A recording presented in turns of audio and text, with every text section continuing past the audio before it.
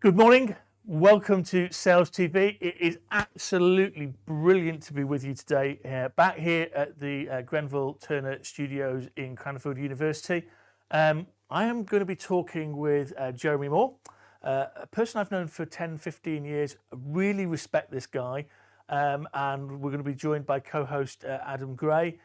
And what we're going to be talking about is addiction versus authenticity as leaders. Really, really important topic. And I think it's really important right now for salespeople because we're at this crossroads where we've got young salespeople leaving, we've got people who are retiring, and actually all of them are looking for authentic leadership. But my fear is that lots of sales leaders are addicted to what happened to them when they were 25, what happened to them when they were a first line manager, a second line manager, a leader, because that's what they learned from the people above them, and they keep on doing that to the people now below them, and it's just not working. So without further ado, can we bring in Jeremy and Adam? And Jeremy, brilliant to have you on the show. It's taken us a while. What's quite interesting is you're live in Portugal. Actually, we've got a co-host who's in Portugal and another co-host who's in Portugal. So we're kind of getting Sales TV to almost be dual national straightening. But tell us about yourself, Jeremy. Very quickly, I moved to Portugal 3 years ago. I've been consulting in leadership for the last 25 years, both teams and leadership specifically, largely in a coaching capacity. And I still do it to this day, but not full time. That's me. Cool. So we've talked about this before, not in this format. So talk to me about authenticity versus addiction from a leadership perspective, because we can, it will fit sales as it will with other leaders. So what's the problem as you see it? Well, this is a really good one because I did this exercise several times with groups of leaders. I said to them, imagine a room of 40 or 50 leaders at a conference. And I said, I want you to write down the 5 or 6 things that you believe makes a really well-led company, the model company to work for, to be involved in. And they all write down the same sort of stuff. A clear purpose, good work-life balance, good team spirit, camaraderie, etc. I then said, hands up, who in this room has a good work-life balance? No hands up. Hands up in this room. If I was your department, your company, and I said to the employees, tell me what this clear stated purpose of the organization is, would they be able to do it? No hands go up. And so, and you can see where I'm going with this. But basically, all of these leaders know what the good behavior is. They know what the right thing to do is, but they can't do it. And they weren't doing it. And so that's what I sort of came with the thesis. They're basically addicted to past behavior. And that's what I call leadership addiction. A pattern of behavior you have currently, which you can't change or struggling to change for a better one, and you're stuck in that paradigm. And so your argument is that actually the addiction is you're doing it, but you know it's not right. Exactly. It's like me having a drink. I do it too much a little bit, and I know it's not right, and I like to be fit, but it's an awareness that you're saying is an issue here, and actually that's a really fascinating point to me, is that if people do reflect. But you having a couple of pints more than you should is maybe sort of not the greatest behavior in the world, but at what point does it become an addiction? And I would argue it becomes an addiction when it starts to become damaging, and you can see the damage. Now, in Europe, productivity hasn't risen since 2004. In Europe, loss of working hours due to mental health or ill health has risen. And you look at the election campaigns going on at the moment. There is so much damage being done by leaders at the moment that I would say it's become an addiction because it's actually harmful. It's quantifiably harmful. And from a perspective of sales, what's the damage being done? I mean, we're kind of talking about it here without leading the witness about, to your point, well-being and burnout. 67% of people feeling stressed and burnout in sales. Well-being, therefore, on the down. There's a desire for people to come into the sales function, but people are finding it hard to find people who want to be in sales. And we're still inspecting the hell out of everyone. Well, I think we're looking down the wrong end of the telescope.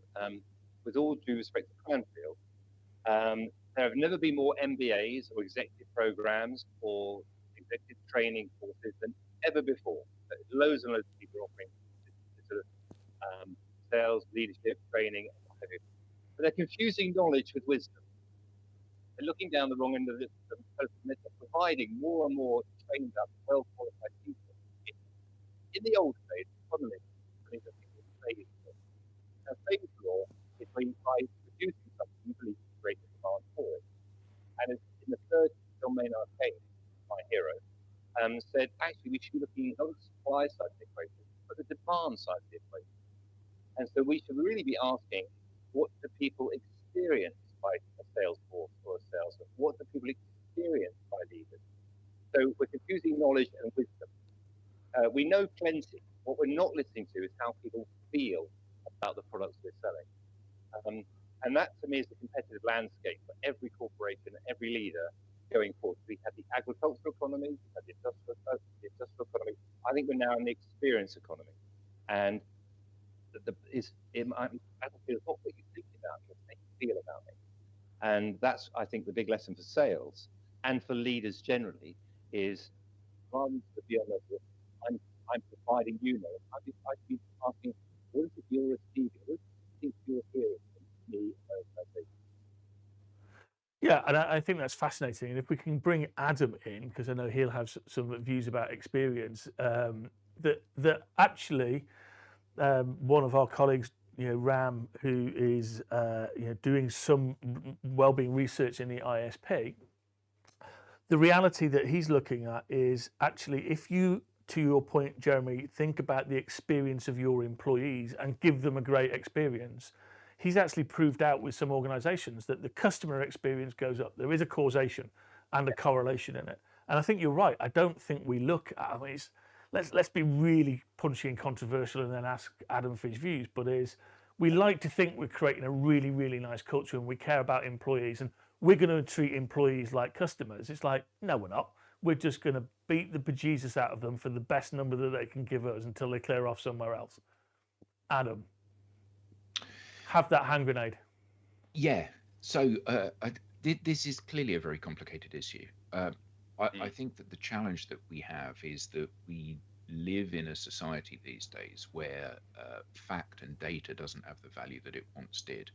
We like to think in business that we're data led and we're data scientists and we're making decisions based on best practice. I think in the more interpersonal areas of business, the cognitive dissonance, like the facts all show this, but actually I think the facts are wrong. I think this is the truth. I think we're seeing that played out again and again, aren't we? Sales leaders see that the things they're doing are not working. And the answer is to do more of the things that aren't working, as if that's magically going to change them into things that do work.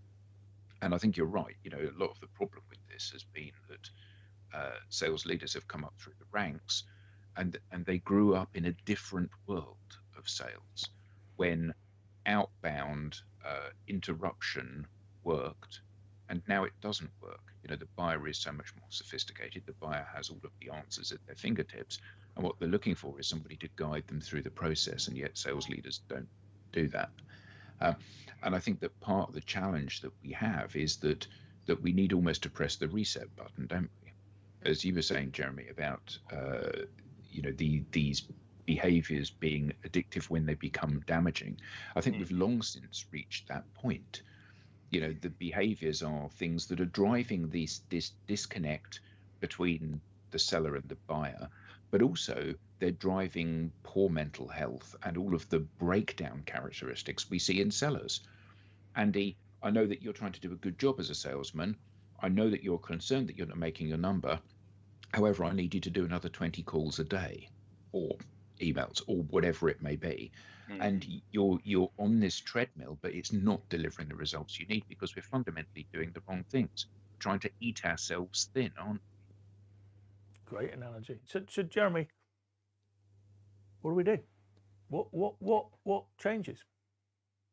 I think Adam's point of a reset is a very good one. And I think I'm a great believer if you can't measure it, you can't manage it. And I think companies should be forced to publish employee experience.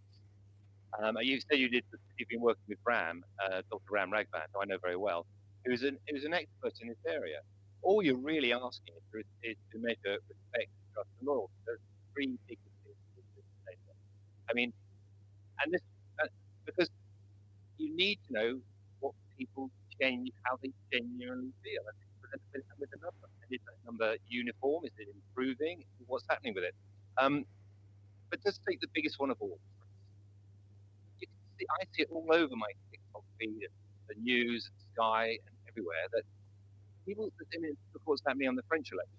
There is just a massive tsunami of a reaction at the erosion of trust that all of our leaders across the board have sort of eaten into, basically. And so, how, if you're a sales leader, do you press that reset button and do you build trust with your salespeople? Well, Simon Sinek's done a lot of work on this area as well. Let me give you some more examples. How can it be right with a cost of living crisis that the head of Tesco earns 10 million? How can it be right the head of Sainsbury's got a 2.5 million bonus? How can it be right that the anchor, I forget her name, who divulged Nigel Farage's banking details and the breach all the banking codes, got paid off with a 2 million payoff? I mean, it's just, you've really got to start right at the beginning and say, right, I'm not going to do anything until I measure exactly how people experience it. That's the only matrix I'm concerned about. And I think you'll find when you know the data, what has eroded trust, what behaviours eroded trust, what's eroded loyalty, etc. Only then you work on the data and behave differently. I suppose it's a bit like your addiction thing. It's a massive intervention, self-imposed, by listening to people. Adam, what are your thoughts? Well, that would be a novelty, wouldn't it? Well, actually, no. It wouldn't be a novelty to listen to people. It would be a novel to listen to what people are actually saying. Interestingly, I was having a conversation on another show that we do on a Friday, and one of the people was talking about survey fatigue. You know, organizations going out to their employees typically and asking them all sorts of employee experience questions, which is great. The problem is that often those are not listened to, the answers, or not actioned, the answers.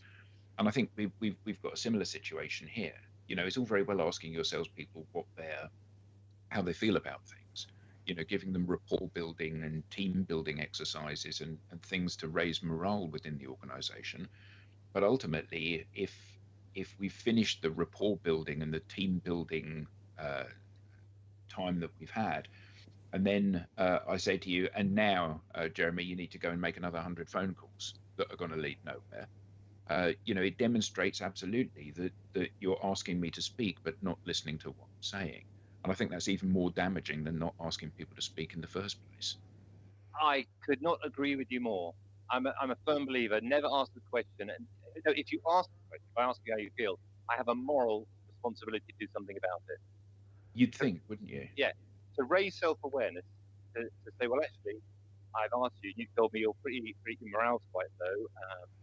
Your work-life balance is terrible, and you're not getting subsequent training. But then ignore that and leave you in that emotional disruption, if you like, is abuse. And that's where another example of leadership being damaged. I mean, it really sounds too trite to say, well, listen to people, but sometimes you've got to. I keep using this expression, look down the other end of the telescope. In Portugal, there was a drug and crime problem, and so they legalized drugs, and the crime rate fell, and the drug problem fell. You sometimes can be so radical, so like, I may not quite like what you're going to tell me. I'll tell you what. I'm going to do something about it. And my promise to you is if you tell me how you feel, I promise I will do something about it. You may not necessarily like what I do, but I promise you will feel listened to. That's the only deal I'm going to have with you. And then if you say, because you're absolutely right, these surveys are ridiculous because they're still doing the same thing.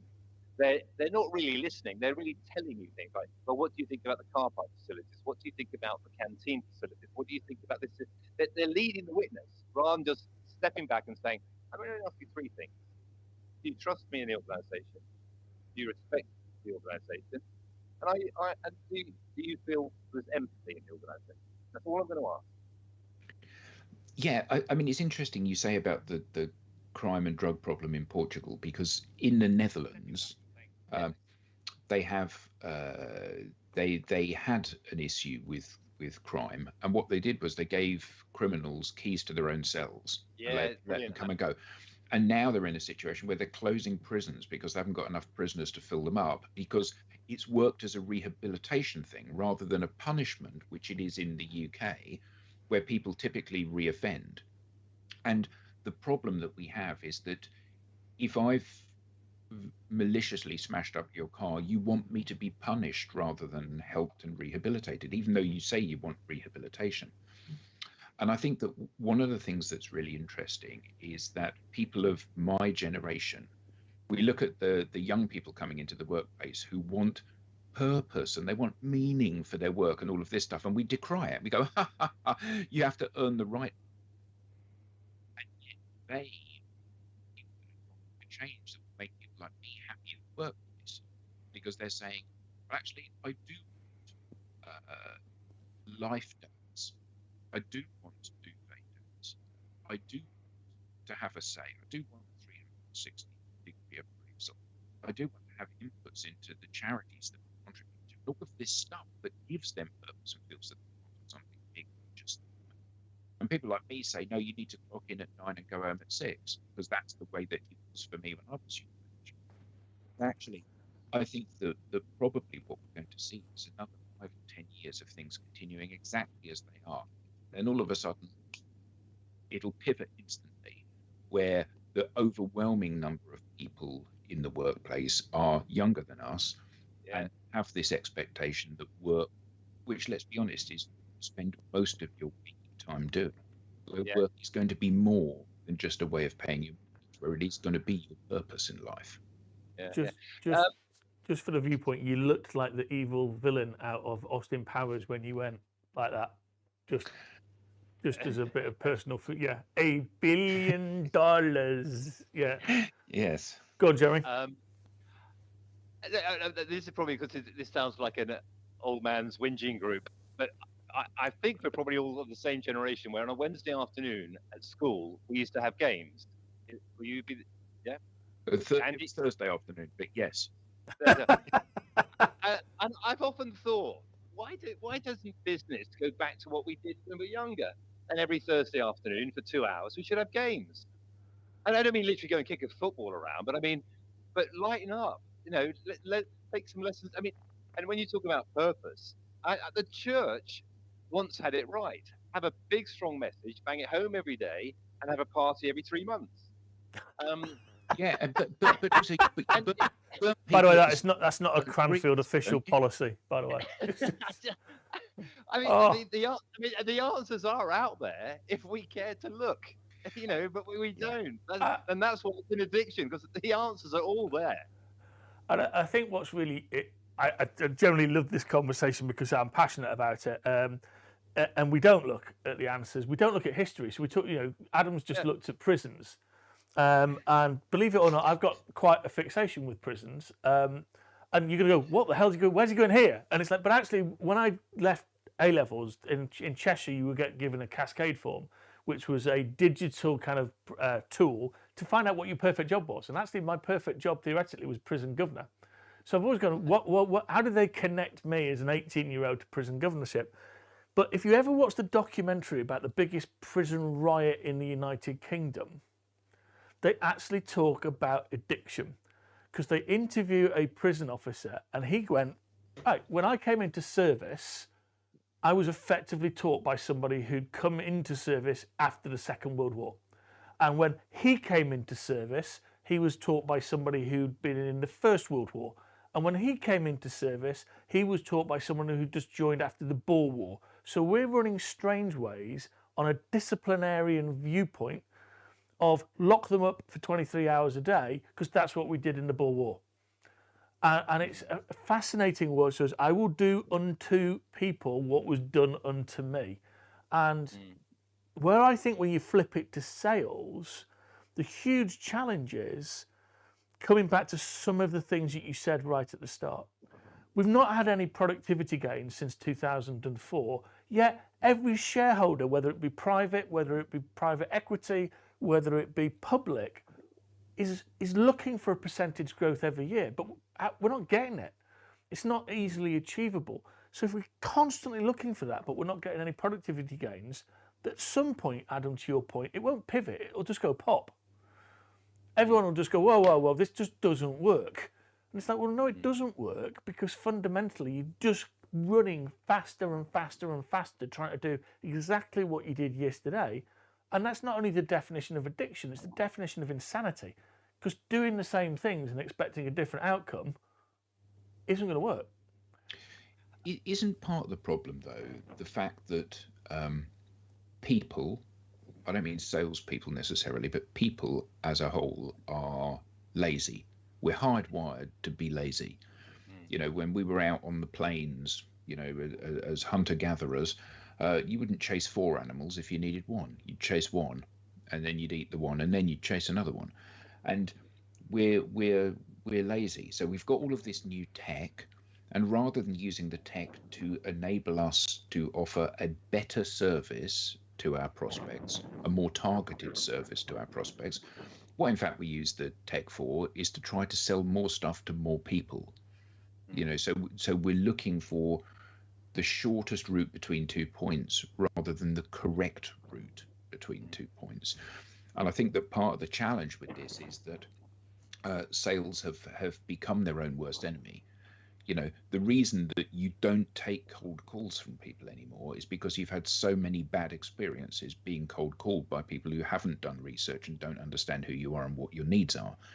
If always the experience of cold calling throughout your life had been you answer the phone to a number you don't recognize, the person is really nice, really helpful, not pushy, help solve your problem, you'd look forward to being called by somebody you didn't know. But actually the truth is the converse of that, isn't it? Adam, that plays exactly the point I'm making. It's the experience. So that you should say that, say you and I are running a company or cold call team, say, I want the experience of somebody answering the phone to you to be exceptional. I don't care how many calls you make, but I want every single one to be, I want them to call me back and say, I've got to tell you, your guys around me were absolutely fantastic, so helpful. And so that I could not agree with you more on that one. And on your former point about people being lazy, I have a published paper on what I call the lazy brain. And it came about many years ago, and I saw something on Facebook advertising some book about, you know, the amazing you, the fantastic you, the power within, or something like that. And I thought, hang on, it's missing one piece of data. We're not all amazing. We're not all gold medalists. We're average. That's the definition of the average. You know, if we'd all summited Everest, average. And so you're appealing to this sort of hope that somehow you'll be a gold medalist by picking up the book. That hope is not a strategy. And you're right. If you're cold, what do? You put on a jumper because you're not comfortable. If you're hungry, what do? You eat because you're uncomfortable. It's called a comfort zone for a reason. So when people say get out of your comfort zone, I say, why? Why would I possibly want to do that? It's called a comfort zone for a very good reason. And anyway, it's just a view I have. No, and one of the things that we've only got a minute and a half, and this has been great. So it'd be lovely to get you back, Jeremy, to do a bit more of an in-depth one on this about how. We have a week off next week, but on the 23rd, we're going to be joined by a great guy, Chris Capon, who is just absolutely fantastic. And he is my champion of authentic leadership. There's others out there like Ben Dorks and a lot of other people, Carl Dather, who I'm really into, but actually Chris is going to uncover what he's done to give his employees, his salespeople, a wonderful experience. And it hasn't meant that he's dropped standards. What's interesting, guys, is it's almost like this Amy C. Edmondson and the Fearless organization. It's making people psychologically safe, giving them a great experience, but saying there's a standard of performance here. There's a standard of things that we do. And actually what you end up with is great leadership, great learning, and great performance. So it can be done, but it requires quite a lot of thought and reflection. You know, there's no, as you say, Jeremy, there's no book to pick up and go, that's what I do. If I do these 10 things, I am now going to be an authentic leader, and away we go. It actually has to be within, I think. Mm-hmm. So, great topic. I hope it's just lifted the lid on this, because we are going to actually spend some more time on this topic, because it's really, really important. I want to say thank you, Jeremy, for coming along. It's been great to be connected with you again. Great to just poke this topic. Adam, thanks for joining as well. And you know, listen to this, because we're going to keep tackling it. We think we need to do more for leaders to see through this fog and actually become really, really sustainable in what they're doing. So thank you for everybody in the back here at the studios. Thank you for all of you out there. Have a great week, and enjoy the Euros. Keep enjoying the Euros. England, another week of anxiety. Portugal, still have them in the sweepstakes. It's not happening, mate. It's not coming home. Well, it doesn't matter. I've still got Portugal in the sweepstakes. So everybody, Helga, Jeremy, Alex, come on, we can do it. Yeah. Bye, guys. Thanks, guys. Thank you.